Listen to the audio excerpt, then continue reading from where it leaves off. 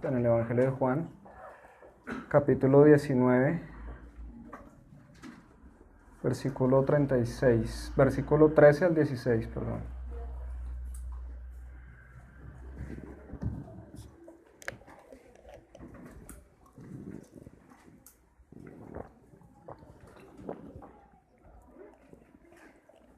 Dice así: Entonces Pilato, cuando oyó estas palabras, sacó fuera a Jesús y se sentó en el tribunal, en un lugar llamado El Empedrado, y en hebreo Gabata. Y era el día de la preparación para la Pascua, eran como las 6 de la mañana, y Pilato dijo a los judíos: aquí está su rey. Fuera, fuera, crucifícalo, gritaron ellos. ¿He de crucificar a su rey?, les dijo Pilato. Los principales sacerdotes respondieron: no tenemos más rey que el César. Así que entonces Pilato lo entregó a ellos para que fuera crucificado. Amén. Bien, vamos a orar. Cerremos nuestros ojos, inclinemos nuestro rostro y si tú deseas que hoy Dios hable a tu corazón con tus propias palabras, pídeselo. Padre, aquí estamos, Señor, reunidos para que tú hables a nuestros corazones, para que tú ilumines nuestros espíritus con tu palabra, Señor. Estamos en tiempos muy difíciles de apostasía, en el que muchos se apartan de la fe, y nosotros no queremos ser de esos, Señor. Nosotros queremos ser guardados por ti hasta el final. Nosotros queremos ser la clase de personas que perseveran hasta el último aliento, Señor. Por mucho que el mundo quiera engañarnos e intimidarnos, por mucho que Satanás intente tentarnos, Señor, por mucho que nuestra propia naturaleza pecaminosa, Dios, intente irse en contra de tu voluntad, nosotros queremos perseverar hasta el final, Señor. Así que háblanos hoy e ilumínanos y danos fuerzas con tu palabra para que esto sea así, Señor. Te lo pedimos en el nombre de Jesús. Amén y amén.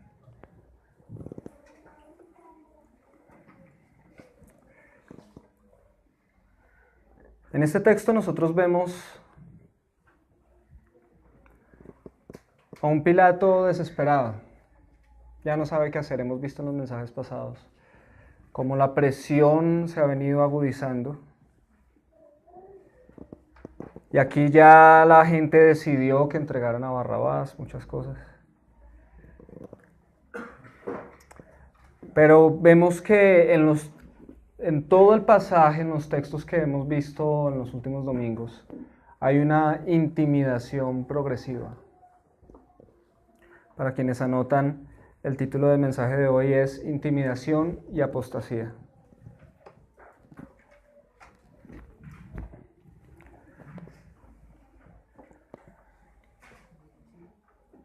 Bien, los líderes religiosos empezaron a aumentar la intimidación contra Pilato, y dicha intimidación pasó de un nivel externo y social a un nivel interno y personal. Si ustedes recuerdan, y solo voy a mencionar, no vamos a mirar eso en la palabra de Dios, solo voy a dar las citas. Ellos, cuando llevaron a Jesús a donde Pilato, lo primero que dijeron es que Jesús era un malhechor, ¿recuerdan? Si él no fuera un malhechor, no lo traeríamos aquí. Eso está en Juan 18:30. Pues eso no intimida, ¿no? Que le digan, le estamos trayendo un malhechor, eso realmente no intimida. Y así empezó este proceso que no duró varios días, duró toda una madrugada. Desde la noche, desde que todavía estaba oscurecido hasta que amaneció. Y miren cómo la intimidación empezó a crecer. Después de que le dijeron que era un malhechor y no pudieron veían que no podían lograr lo que querían, entonces le dijeron que Jesús prohibía pagar impuestos al César y que se autoproclamaba rey, ¿recuerdan? Eso está en Lucas 23:2. Y eso ya parece, esa acusación ya parece ser un problema de orden social. Ya no es solo un malhechor, sino esto ya es un problema de orden social porque es una persona que prohíbe pagar impuestos al César y que se autoproclama rey. Entonces esto ya no tiene que ver con lo que una sola persona hace como malhechora, sino la influencia que esparce en otros. Y Pilato ya está empezando a decir, uy, esto no es pequeño. Después, ellos le dicen que Jesús viene alborotando gente desde Galilea hasta Jerusalén. Y eso es más grave todavía, ¿por qué? Israel, como ustedes saben, era un país que tenía varias regiones. Es como decir acá departamentos. Y había una región que era la región de Galilea, cuya capital era Nazaret. Entonces es como si estuviéramos hablando de Antioquia, capital. Muy bien, estudiaron en el colegio de geografía. Muy bien. Entonces, Galilea era una región grande y su capital era Nazaret, y había otra región que era Judea, cuya capital era Jerusalén. Y ellos están en este momento en Jerusalén, en el palacio de Pilato, o sea, en la región de Judea, y vienen diciendo que Jesús está alborotando gente desde Galilea. Y Pilato tenía jurisdicción solo sobre Judea. En Galilea tenía la jurisdicción Herodes. Entonces, ¿qué significa esta acusación para Pilato? Esto ya es una cuestión regional o nacional, incluso. Él pudo haber visto, si viene alborotando gente desde Galilea, acá a mí se me va a armar un problema. Miren cómo todas las acusaciones empiezan a ser cada vez más agudas y esto empieza a intimidar progresivamente a Poncio Pilato. Ahora, ¿qué hace Poncio? Lo tortura. Tortura a Jesús,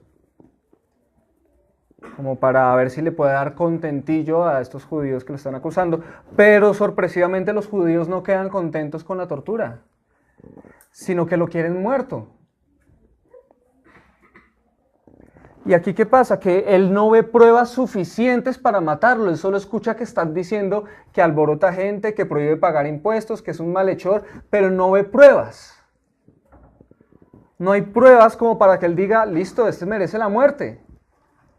Y además de eso, su esposa se le acerca y le advierte que no tenga nada que ver con Jesús.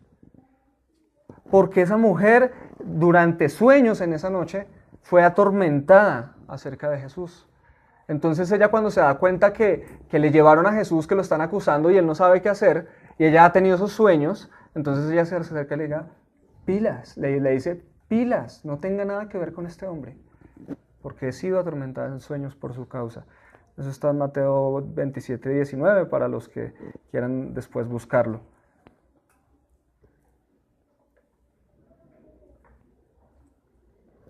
Pilato, la presión sobre él empieza a ser más grande y entonces él dice, bueno, ustedes saben que todos los años yo les suelto un preso. ¿A quién quieren que le suelte? Pensando que le diría a Jesús. Y le dicen, suelta a Barrabás, que de acuerdo al Evangelio de Juan era un ladrón, pero de acuerdo a los otros evangelios era un asesino. O sea que era un asesino y ladrón.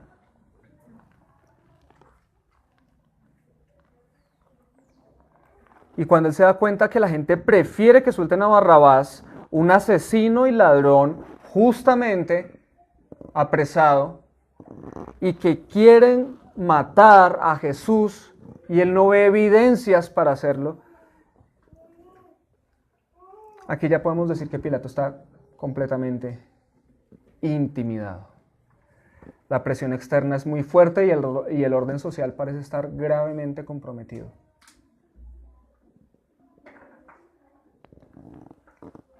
Pero no se queda ahí. ¿Qué pasa? Algo que él no se espera, y es que Jesús no se defiende. Y él intenta, defiéndase, dígame algo. Y Jesús guarda silencio. Porque Jesús sabía que eso debía pasar. Si no, no nos puede salvar de nuestros pecados. Entonces Pilato, al ver que Jesús no se defiende, él ya no piensa entonces en ausencia de pruebas para condenarlo, y mire cómo cambia esta intimidación la forma de proceder en Pilato. Él ya no piensa en la ausencia de pruebas para condenarlo, sino que piensa en la ausencia de pruebas para dejarlo libre. No sé si me hago entender. Él ya no está diciendo, pero es que no hay ausencias para condenarlo. Ahora está diciendo, pero necesito pruebas, para dejarlo libre. ¿Sí ven que ahí ya se pasó al otro lado? Ahora está buscando evidencias para dejarlo libre. ¿Qué es eso?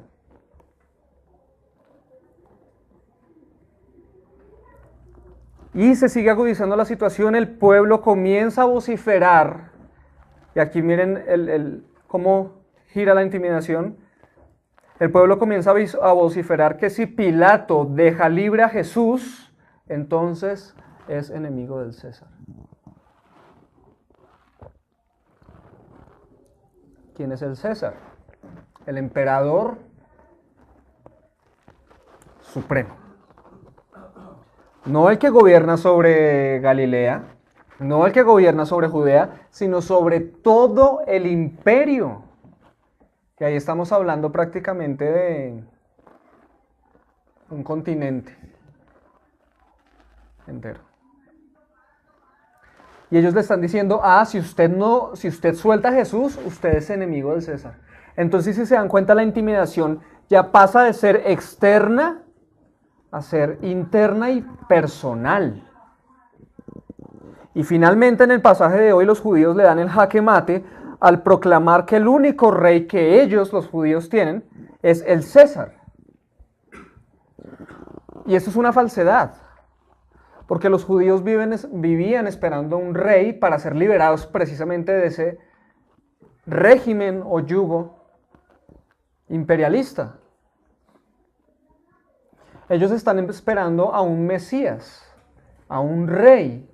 Viene Jesús, les da evidencias de que es el Mesías, pero no creen, porque ellos no esperan un salvador de pecados, sino a un líder social, ¿sí? A un rey de este mundo.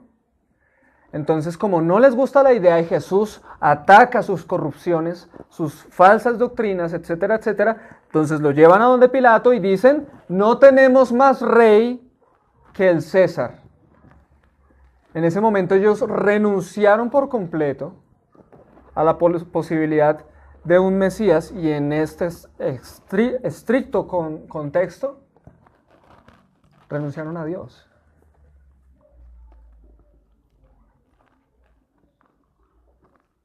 Pilato queda tan intimidado entonces que piensa que dejar libre a Jesús es ir en contra del imperio.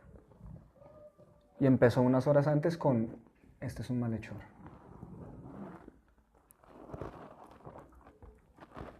Pero en este punto él dice, no, si yo suelto a este tipo, me matan. Porque me considerarán enemigo del imperio. Y Pilato es romano. Imagínense cuánto puede significar para él eso. Al ver esto debemos entender algo. Y les pido que miremos esto espiritualmente. Porque esto que sucedió en ese texto, en todo lo que hemos visto en el capítulo 19 y 18, fue algo espiritual. No son meramente unos judíos odiosos y envidiosos queriendo matar a Jesús. Esto es algo espiritual. Aquí, ¿qué está pasando? En este instante, cuando ya Pilato dice, llévenselo y crucifíquenlo. Que el mundo y Satanás están en enemistad con Jesús. Esto no fue meramente un plan maestro de judíos. ¿Ustedes creen que los judíos sabían qué argumentar paso a paso? ¿Ustedes creen que ellos sabían, cuando Pilato responda esto, decimos esto, cuando Pilato esto y lo otro, cuando la esposa venga y le diga, decimos, no. Ellos no sabían cómo argumentar, de hecho ellos llegaron allá, esa misma noche habían tenido testimonios que se contradecían unos con otros. Ellos llegaron fue a acusarlo, pero empezaron a salir de ellos una clase de acusaciones muy bien dirigidas a fin de que Jesús fuera crucificado. ¿Por qué? Porque espiritualmente detrás de ese complot estaba el mundo y Satanás odiando a Jesús. Es una conspiración espiritual del mundo y Satanás. Y ustedes se preguntarán, ¿el mundo? ¿Cómo así? Entonces, ¿qué es el mundo? Voy a explicar eso. Cuando en muchos pasajes se habla del mundo y en su contexto se habla de pecado, de enemistad con Dios y cosas como estas, no se refiere al planeta Tierra. Se refiere a una corriente espiritual. Y quiero poner un pequeño ejemplo de corriente. Ustedes han visto en una fiesta familiar que están todos muy sentados en las mesas, lo más de bonitos, y de repente dice, bueno, pongan música. Y por lo general lo primero que ponen, o por lo menos en mi época, un merengue. Y cuando ponen un merengue, nadie sale a bailar, pero de pronto sale una parejita. Empiezan a bailar. Y esa parejita que sale motiva a otros. ¿Qué vamos a bailar? Bailemos. Y en menos de nada ya hay 5 parejas bailando. Y ahí empieza la fiesta. Eso no es así. O todos se ponen de acuerdo. Ay, vamos a bailar y están ahí todos esperando en la pista. Pongan la canción. No, ¿cierto que no? Empieza una pareja por otra. Quiero que piensen en este ejemplo como corriente. ¿Sí? Algo que se empezó a mover y contagió a todos.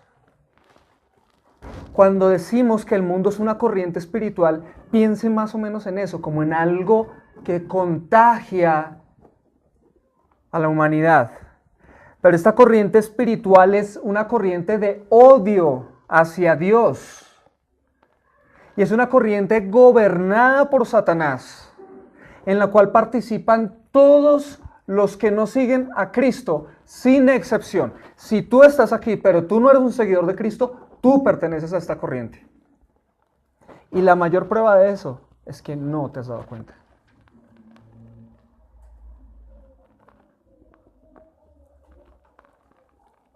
Es una corriente espiritual de odio hacia Dios, gobernada por Satanás, en la cual participan todos los que no siguen a Cristo, cuya causa común, y esta es la causa común, las metodologías son muchísimas, son súper diferentes, pero la causa común es una. ¿Cuál? Buscar la paz y la felicidad sin el señorío de Cristo.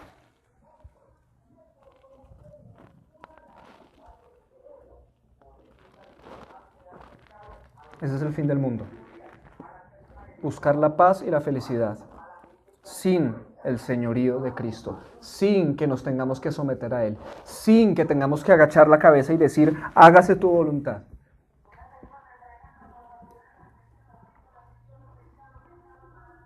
¿Qué dice la palabra de Dios acerca del mundo? Vamos a leer algunos pasajes. Primera de Juan 5:19 dice: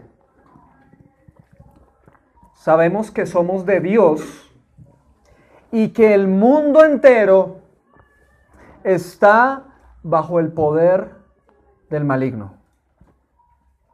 Hoy ustedes van a aprender ciertas cosas acerca del mundo. Sabemos que somos de Dios. ¿Quiénes? Pues los cristianos. Sabemos que somos de Dios y en contraste, el mundo entero está bajo el poder del maligno. Recuerden que les decía que el mundo es una corriente espiritual hostil hacia Dios, gobernada por Satanás. Muy bien, entonces ya sabemos quién es el que gobierna en el mundo. ¿Quién es el que gobierna el mundo? Efesios 6:12 nos da una explicación todavía más clara de esta realidad espiritual. Dice, porque nuestra lucha no es contra sangre y carnes, acá se está refiriendo a seres humanos, ¿sí? Porque nuestra lucha no es contra sangre y carne, sino contra principados, contra potestades, contra los poderes de este mundo de tinieblas, contra las fuerzas espirituales de maldad en las regiones celestes. Y quiero que nos quedemos ahí en la mitad del versículo, contra los poderes de este mundo de tinieblas. O sea que en este mundo hay un gobierno espiritual ejerciendo poder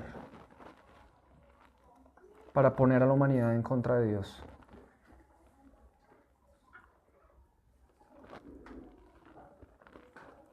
Segunda de Corintios 4, versículos 3 al 4,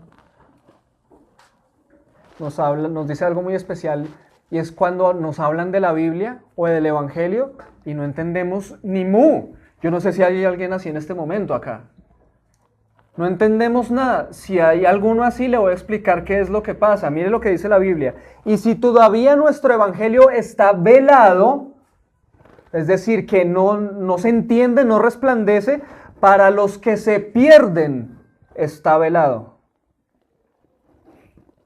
En los cuales el Dios de este mundo, Dios con D mayúscula o minúscula, ¿a quién se refiere? A Satanás, al que gobierna este mundo. Dice que es el Dios de este mundo. En los cuales, es decir, en esos que se pierden, en los cuales el Dios de este mundo ha cegado el entendimiento, entre paréntesis, la mente de los incrédulos. Entonces, cuando una persona no entiende ni mu de la Biblia, ¿por qué es? Porque es incrédula. ¿Pero por qué es incrédula? Porque Satanás lo mantiene cegado. ¿Para qué? Para que no vean el resplandor del Evangelio, de la gloria de Cristo, que es la imagen de Dios. Y si a ti te ha pasado eso, a mí me pasó. Pero si a ti te ha pasado eso, que tú no entiendes nada de la Biblia, que tú no entiendes el Evangelio, que has ido durante años a iglesias y tu vida no cambia, no pasa absolutamente nada, entonces yo tengo que pedirte que clames a Dios para que te resplandezca. Clama a Dios hasta que llegue el día en que alguien te predique el Evangelio y tú digas, yo no había entendido esto. Y tu vida sea transformada y pases de muerte a vida.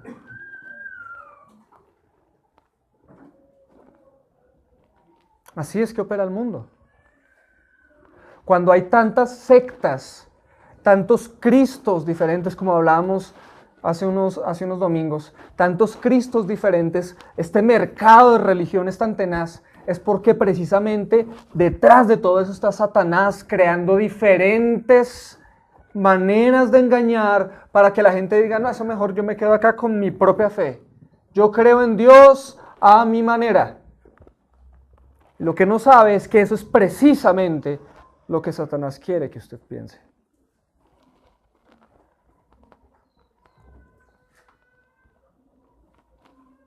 Aunque Pilato no era seguidor de Cristo, sino que él pertenecía al mundo, fue presionado por el mundo mismo, por esta corriente espiritual. ¿Por qué? Porque él estaba intentando dejar libre a Jesús.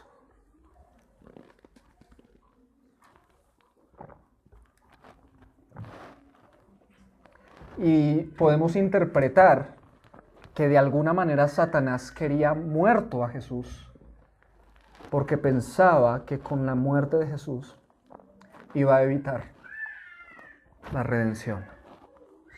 Y lo que hizo fue lograrla. Porque Dios opera aún sobre el mal para cumplir sus buenos fines y propósitos. Amén.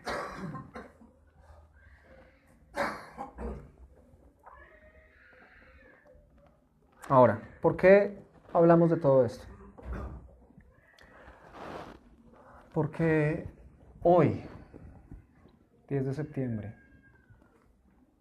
de 2017, tú que estás aquí, seas quien seas, quiero hacerte saber que el mundo hará lo posible. El mundo hará lo que sea posible para impedir que una sola alma se acerque a Cristo. Y no solo esto, sino que Satanás y sus hijos, o sea, el mundo, ¿recuerdan que hace unos días yo les decía que hay dos simientes en este mundo? De acuerdo a Génesis, la simiente de la serpiente y la simiente de la mujer. Los que somos de Cristo somos la simiente de la mujer porque venimos de Cristo. Y la simiente de la serpiente es este mundo. Los que pertenecen al mundo. Satanás y sus hijos. ¿Satanás tiene hijos? ¿Luego no todos éramos hijos de Dios? No, falso.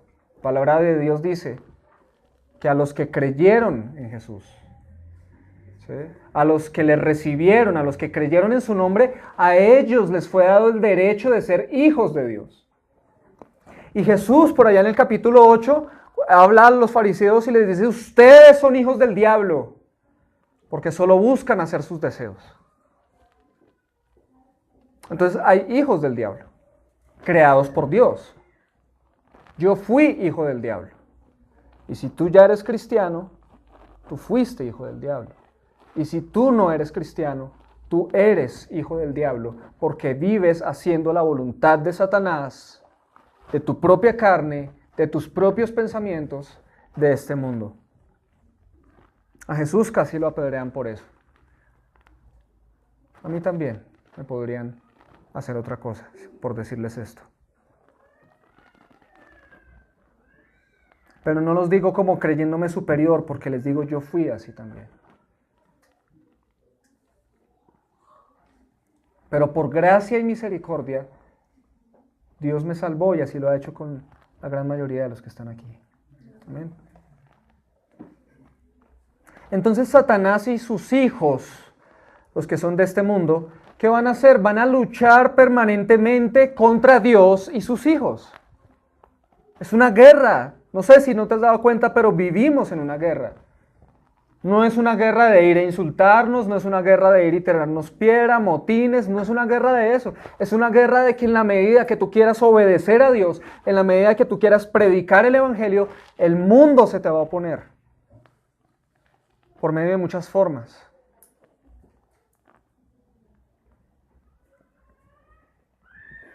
Entonces, mi querido hermano, si alguien anota, quiero que anote esto: el mundo intentará presionarme e intimidarme para que yo traicione a Jesús.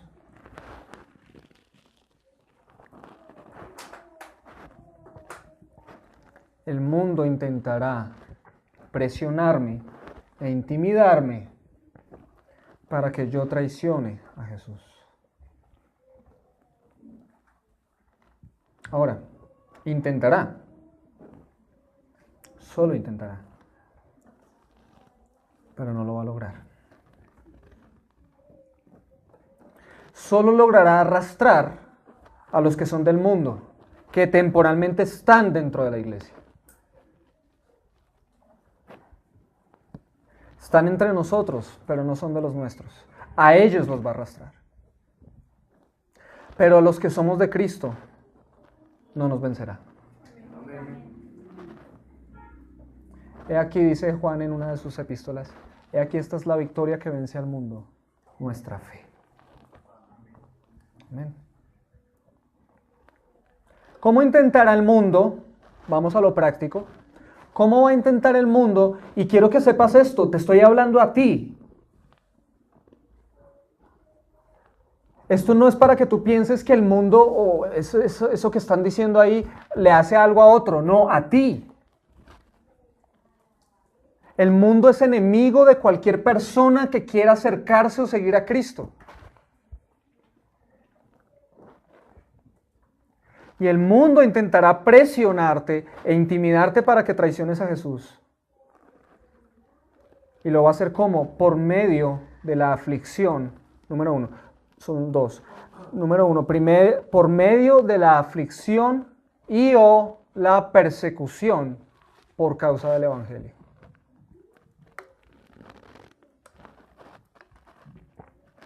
Marcos 4, 16, 17, dice así. Esto es la parábola del sembrador, una parábola enseñada por Jesús y explicada a sus discípulos. Marcos 4, 16 al 17 dice Jesús así: y de igual manera, estos en que se sembró la semilla en pedregales, esto es parabólico, y acá explica, son ¿quiénes? Los que al oír la palabra de Dios, enseguida la reciben con gozo.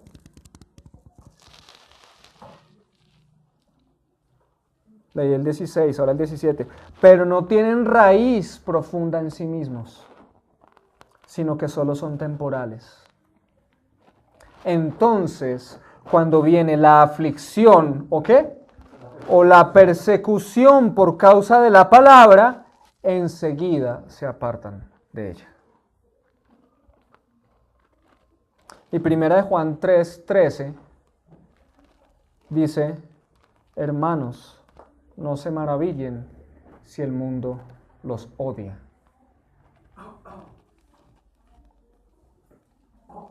¿Cómo es esto? Si tú estás esperando que la sociedad te ame, si tú estás esperando que el mundo te ame, entonces no puedes esperar que Dios te ame. El cristiano debe saber que el mundo es nuestro enemigo. ¿Y cuál es la evidencia? Vamos a ser rechazados por ser cristianos. Vamos a perder amigos por ser cristianos. Vamos a perder familiares por ser cristianos. Vamos a perder empleos por ser cristianos. Vamos a perder novios, novias por ser cristianos. A menos que tú creas que puedes ser cristiano y estar en paz con aquellos que quieren estar contigo en pecado. Y tú creas que puedes estar aquí y aquí. No. No estás aquí y aquí. Estás allá, haciendo daño aquí.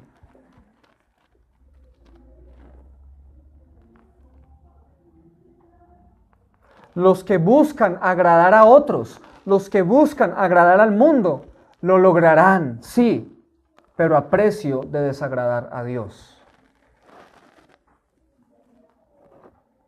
Y se nos van a venir encima. De muchas formas. Hasta en cosas ínfimas, insignificantes, como en las redes sociales. Nos van a caer encima. Ese es el mundo intentando intimidarte y presionarte para que traiciones a Jesús. ¿Cómo es la otra manera como el mundo quiere intimidarnos y presionarnos para que traicionemos a Jesús?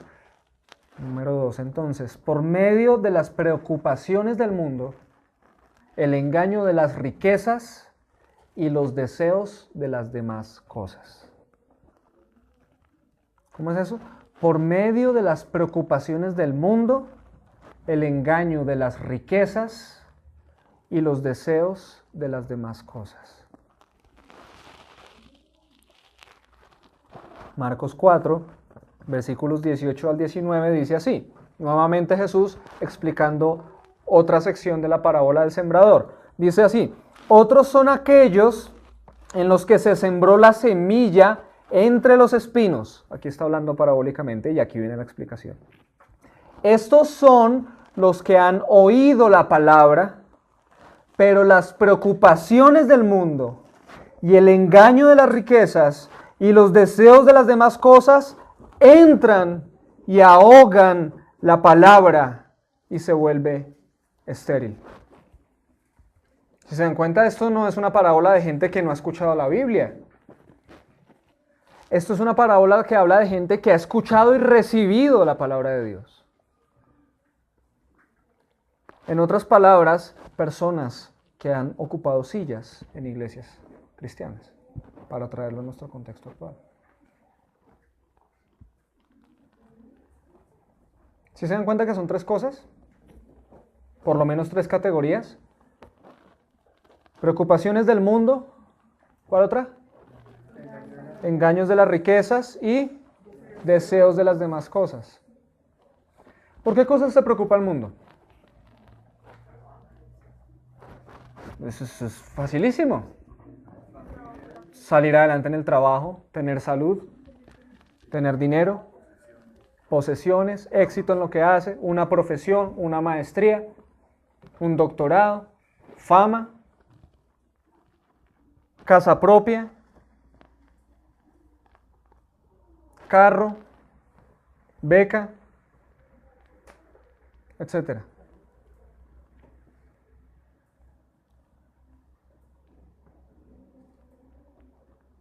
Por esas cosas se preocupa el mundo.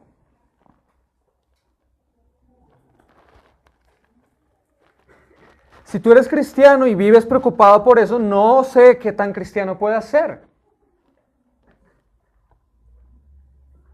Probablemente esas cosas van a terminar por ahogar la palabra de Dios que hay en ti y te vas a volver estéril y te vas a volver a tu casa, al mundo con tu padre. ¿Cómo las riquezas pueden engañarnos? Necesito plata. Esta situación está muy difícil y me dieron un trabajo de 8 de la mañana a 8 de la noche, de domingo a domingo, y no tengo tiempo para mi familia, para orar, para leer la Biblia, para congregarme los domingos, para estar en un hogar de extensión, aprendiendo con mis hermanos. No tengo tiempo para eso. Oye, pero entonces ese trabajo no viene de Dios. No, mira, yo soy muy espiritual. Yo voy a orar. Yo saco el tiempo para orar, pero no me voy a poder congregar, qué pena. Ese es el engaño de las riquezas.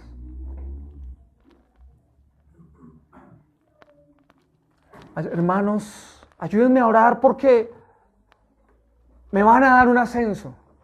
¡Qué bendición! Claro, vamos a orar por eso. ¡Pum! Le dan el ascenso. Y ahora está reocupado. Se aleja de la familia. Le aparecen, si es mujer, chicos guapos. Si es hombre, chicas guapas. Que lo entretengan y como está lejos de la familia, tome. Pero esos son los deseos de las demás cosas. Pero entonces empieza a debilitarse y uno le dice, pero ven. Renuncia a ese trabajo porque te está haciendo daño. No, pero es que yo necesito este aumento.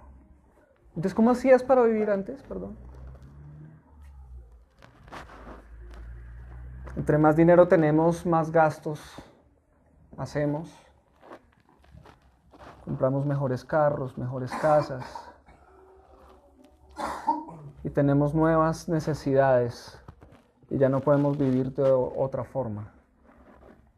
Yo no estoy en contra del progreso. Claro, estudiemos, salgamos adelante.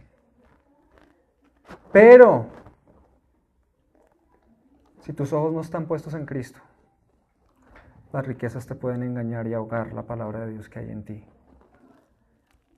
Ahora, ¿cuáles son los deseos de este mundo? Ya les puse un ejemplo.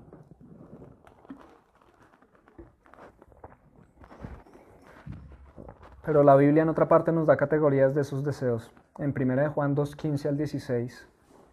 Y quise poner el 15 porque nos ayuda mucho al propósito de este mensaje. Versículo 15 dice, no amen al mundo, ni las cosas que están en el mundo.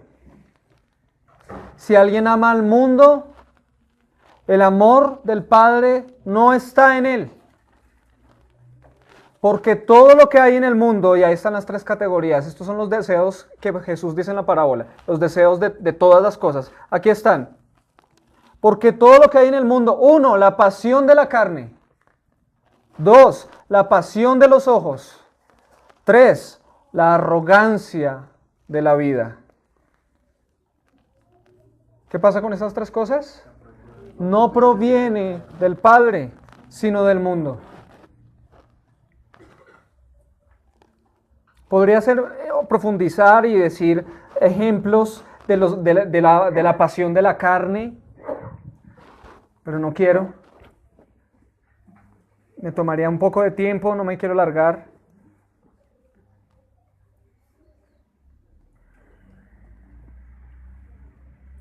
La pasión de los ojos, aquellas cosas que por nuestros ojos nos deslumbramos, ¿no? Sobre todo los hombres. Bueno, las mujeres en otros aspectos. Bien. Los perfumitos, las joyas, la ropa.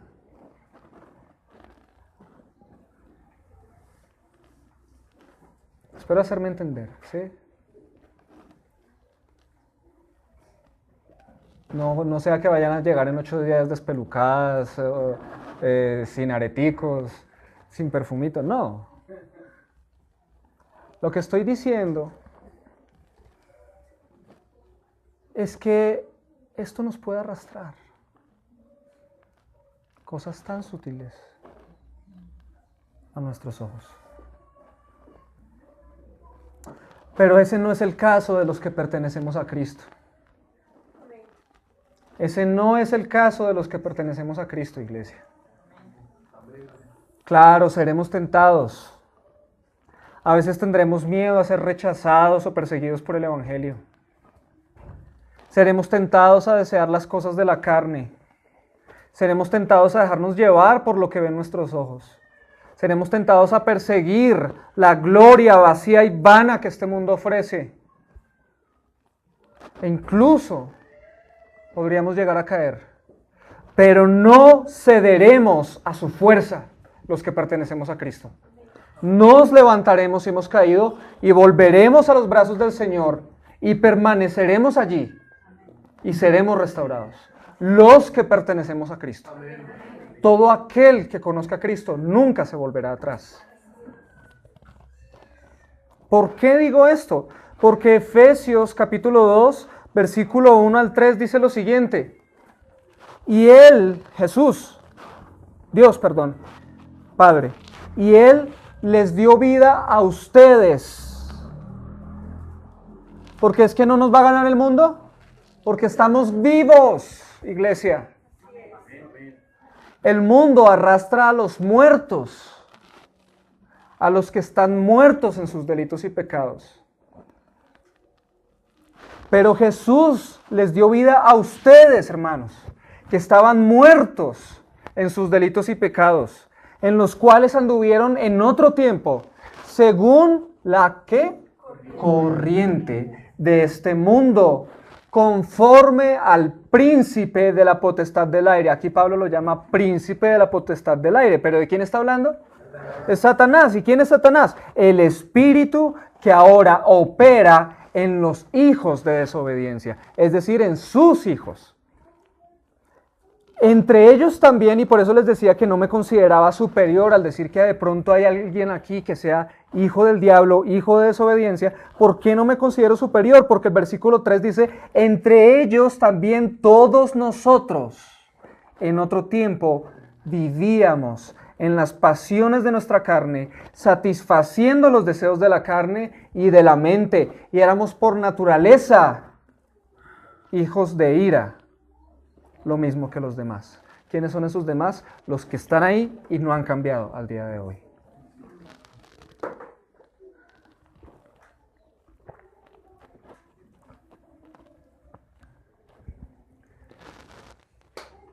Así que si tú eres creyente, hermano, si tú eres cristiano, tú tienes que decirte a ti mismo, hey, Jesús me dio vida.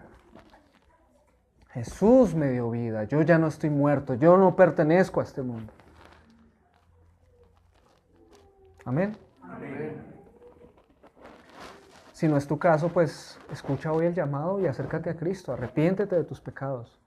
Ven a Cristo y sé salvo. No hay otro nombre por el cual podamos ser salvos. Solo Jesús es el camino, la verdad y la vida. No hay religión que te salve, no hay hombre que te salve. No hay obras que te salven. Solo la obra de Jesucristo en la cruz puede salvarte.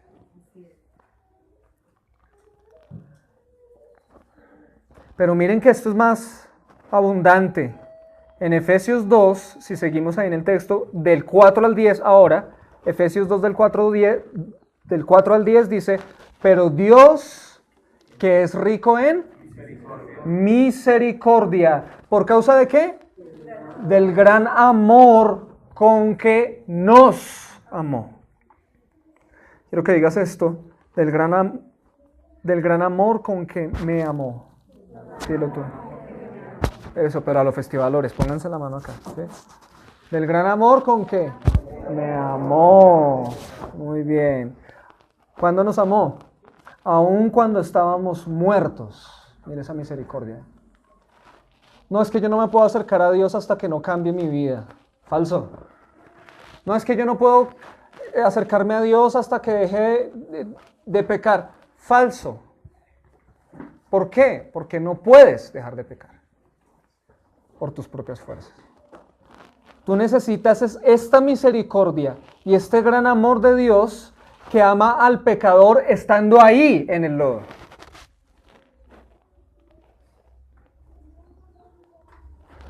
A mí Dios no me amó cuando me volví cristiano.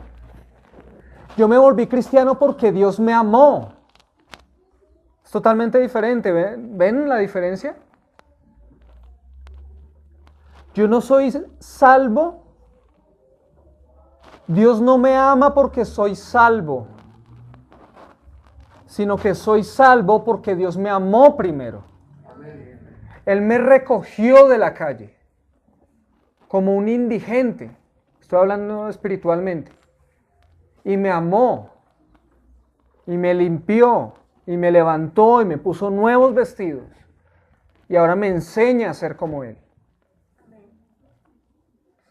No voy a volver atrás. Después de tanto amor. Por eso es que dice ahí entre paréntesis, por gracia ustedes, ¿qué? Han sido salvados. Por gracia, no por obras. Versículo 6. Y con Él, o sea, con Cristo, ¿qué más hizo Dios el Padre? Nos resucitó. Tú eres un resucitado, hermano. Pero ¿cómo es eso? Espiritualmente, acaba de decir el texto que tú estabas muerto en tus delitos y pecados. Pero vino Cristo y con su gran misericordia y con su gran amor, que te amó donde, estando muerto en tus delitos y pecados, y sopló, dice, vive. Ese soplido no era para que se cayeran, ¿no? Vive, aliento de vida. Aliento de vida. Nos resucitó. Por eso ahora nos hablan de la Biblia y cada vez la entendemos más. Transforma nuestra vida. Cambiamos. ¿Tenemos conflictos? Claro que sí. ¿La naturaleza pecaminosa sigue ahí? Claro que sí. Pero seguimos adelante, avanzando, siempre avanzando, de gloria en gloria hasta alcanzar la imagen del Señor, cuando Él venga por nosotros.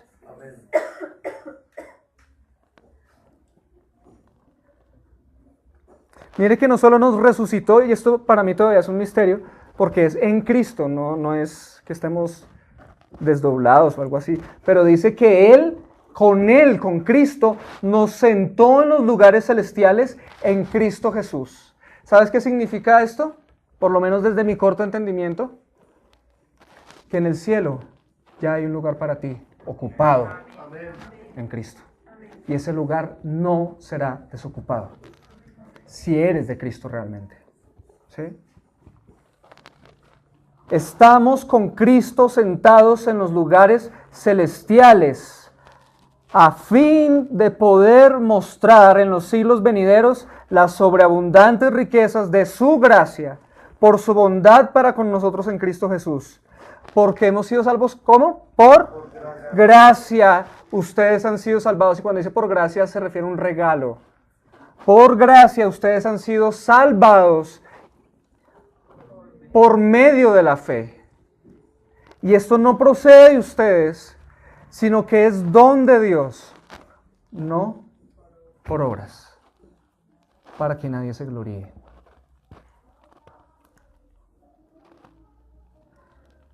Por gracia estaba Jesús callado ante Pilato. Por gracia estaba Jesús aguantando los golpes, las bofetadas, la corona de espinas, la lanza, los clavos, las humillaciones, los insultos, por gracia. Él nos estaba regalando su cuerpo.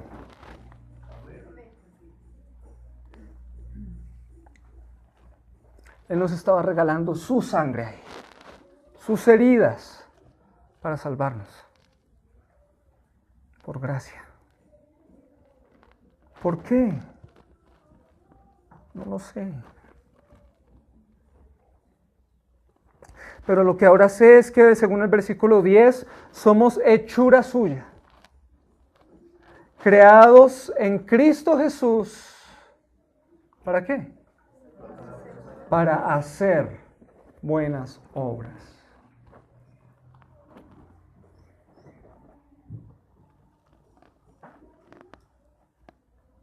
Eso es lo que somos nosotros, hermanos.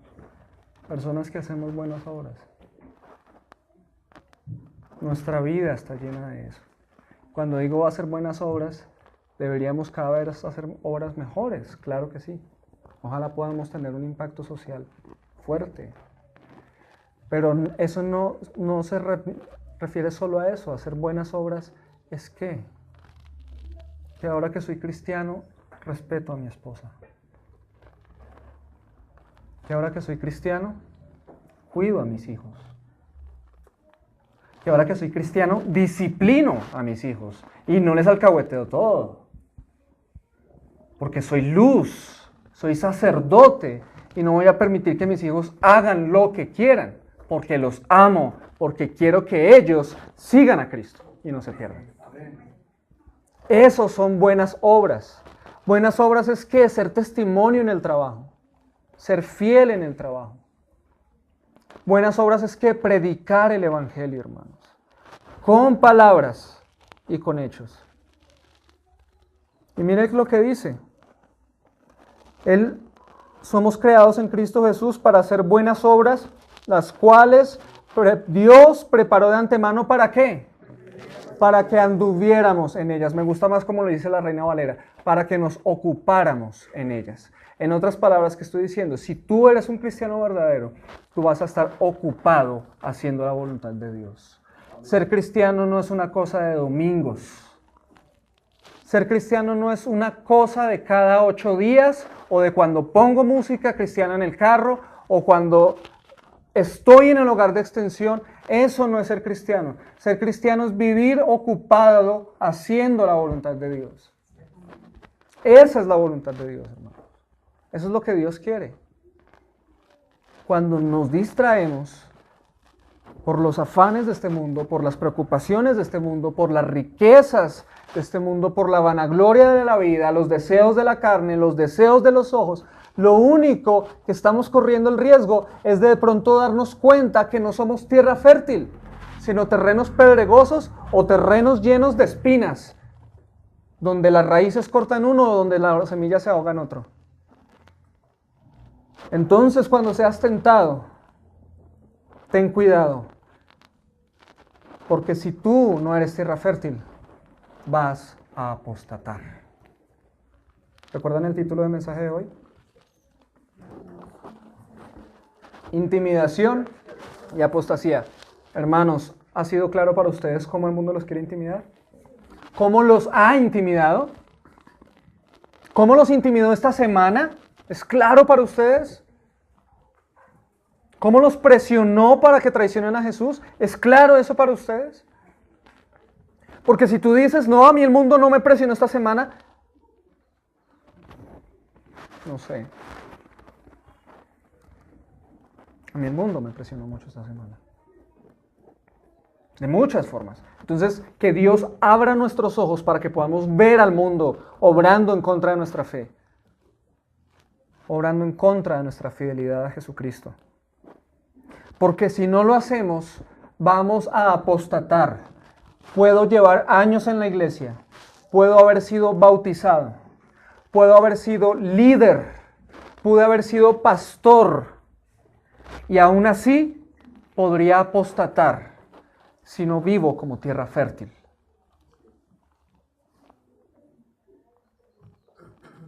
Entonces, si un pastor está en el riesgo de apostatar, ¿cuánto más tú?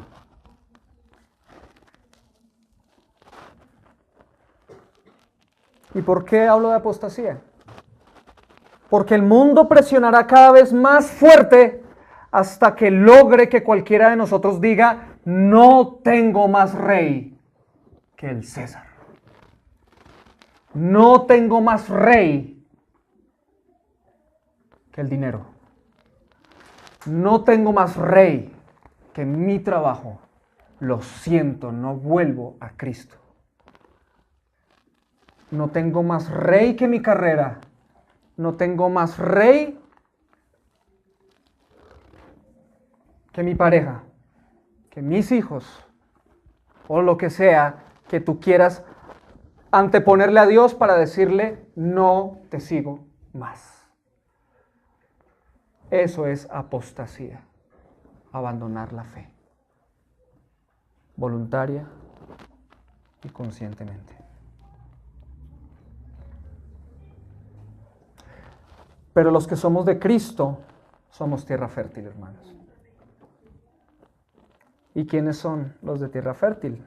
En Marcos 4:20, de nuevamente ese texto de la explicación de la parábola de la semilla. Marcos 4:20 dice: y otros son aquellos, y aquí habla de ti, mi amado hermano cristiano. Y otros son aquellos en que se sembró la semilla, ¿en qué? Tierra buena, tierra fértil. Pero ¿cómo sabemos si somos tierra buena o tierra fértil? Acá lo explica. Los cuales oyen la palabra. ¿Tú estás oyendo? Bien. La aceptan. Número 2, ¿la estás aceptando hoy? Amén. Amén. Y tercero, dan fruto. Amén. Son 3 cositas que tienes que hacer: oír, aceptar y practicar. Dar fruto. En otras palabras, que tú estés acá diciendo: oiga, qué mensaje tan chévere, ¿no? Y salgas y se te olvidó. Eso no es tierra fértil. Tierra fértil es que digas: oiga, qué mensaje tan chévere. Dios me habló hoy. Dios me habló hoy. Yo acepto esta palabra. Pero si lo haces solo hasta ahí, no eres tierra fértil. Tierra fértil eres cuando has oído, has aceptado y has dicho: y bueno, ¿qué tengo que cambiar? Y lo empiezas a hacer. Unos dan fruto a 30, otros a 60 y otros a 100 por hora. Depende de muchas cosas, pero el punto es este: que el cristiano da fruto. Amén. Toma decisiones de cambio. Si cae, se levanta y abandona. Se arrepiente y sigue.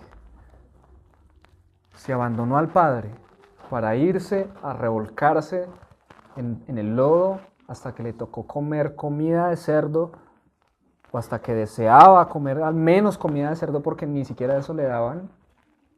Y dice: he pecado contra Dios, he pecado contra el cielo, he pecado contra mi Padre, iré allá a decirle que por lo menos me deje ser uno de sus siervos. Si ese ha sido tu caso y decides volver y dices: yo he estado comiendo lodo, yo he estado comiendo estiércol en mis pecados, y hoy tú decides volver a Cristo, Él te va a recibir con los brazos abiertos. Te va a decir: ven aquí, hijo mío, yo te recibo.